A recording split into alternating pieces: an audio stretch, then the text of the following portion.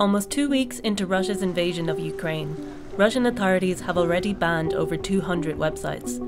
300 companies have pulled out of the country, and fears are growing the government may move towards disconnecting Russia from the global internet.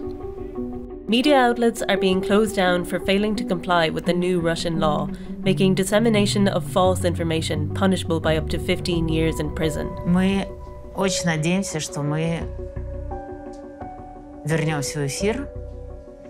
Как, где, на каких платформах, мы пока не знаем. Simply calling the Russian invasion a war instead of a special military operation is enough to fall afoul of the new rules. To get around the censorship, Russian citizens are turning to VPNs, or virtual private networks, to keep channels open to information from outside Russia. When you connect to a VPN, the software creates an encrypted tunnel between you and a remote server. As part of that process, it replaces your IP address.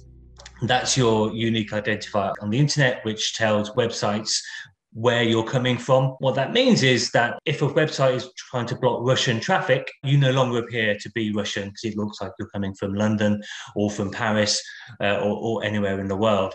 The Russian ISPs can't block you because they don't know where you're going. Last week, VPN apps rose to the top of the App Store and Google Play in Russia.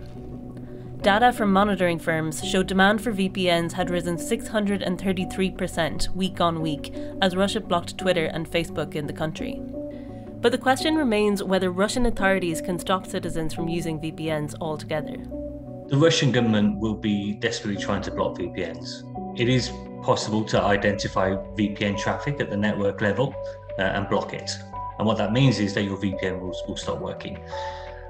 It is quite difficult, particularly for the best VPNs, the biggest brands. They're constantly hiding the traffic, performing what's called obfuscation.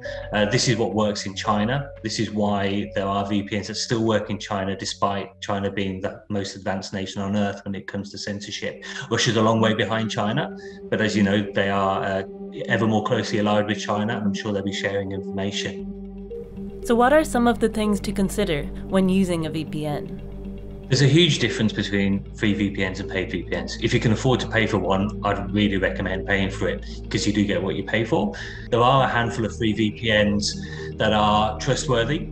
You just have to do your research and make sure you choose a VPN provider that is well known, that has plenty of information about them already online, and isn't a no-name provider that might be top of the VPN download chart at any given time.